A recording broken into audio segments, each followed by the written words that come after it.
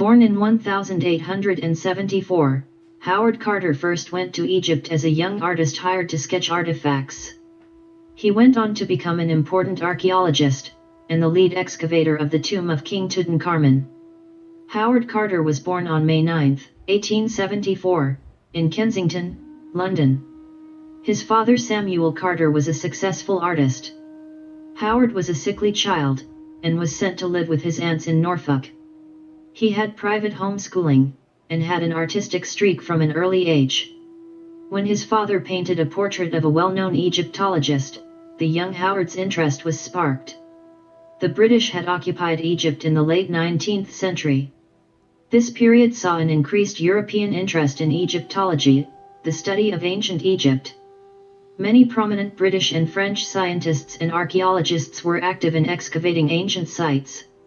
On November 26, 1922, Carter and Lord Carnarvon discovered and entered a tomb named KV-2, where they found an immense collection of gold and treasures. On February 16, 1923, Carter opened the innermost chamber and found the sarcophagus of King Tut. The discovery made a huge impact.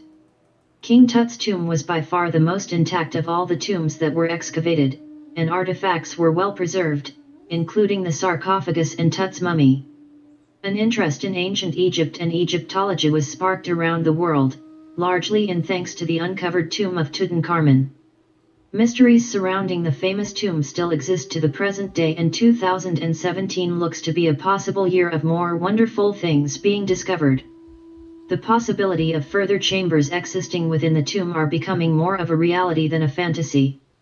The initial optimism about finding hidden chambers in the tomb was fueled by a radar scan performed by a veteran Japanese specialist, Hirokatsu Watanabe.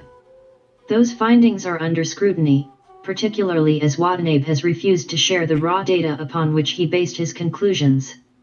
He told the National Geographic website at a conference in Cairo that after more than 40 years in the field he has customized his equipment to such a degree that its data is unreadable to others.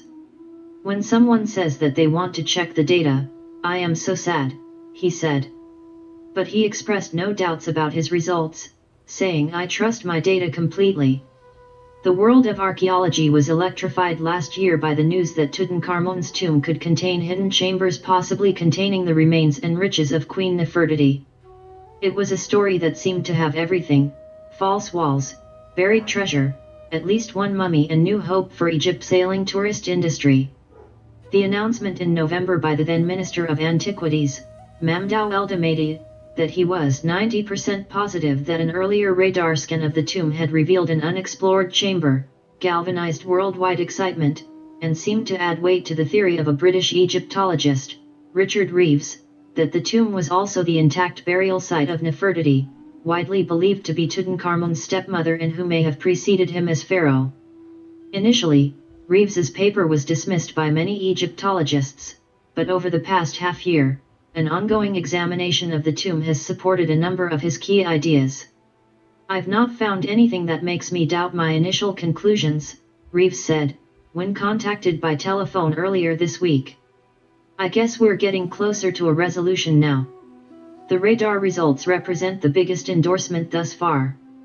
Last November, El-Damadi invited Reeves and Hirokatsu Watanabe, a Japanese radar specialist, to Luxor, where they spent 2 evenings conducting radar scans of the west and north walls of Tut's burial chamber.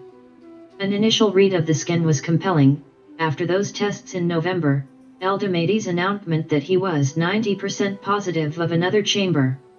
But his comments were based entirely on the analysis of one man, Watanabe, and at that time the Japanese specialist had yet to conduct a detailed study of his data. The recent announcement, though, was based on Watanabe's full report, which was delivered to the minister earlier this year. El-Damadi noted that the Japanese specialist believes there are objects made of metal and organic materials behind the north wall, and others composed of organic materials behind the west wall. But I cannot say exactly what it is, El-Damadi noted at the press conference. El-Damadi was replaced as Minister of Antiquities in March. This is a mystery that has caught imagination and one people will be watching out for, over the coming years.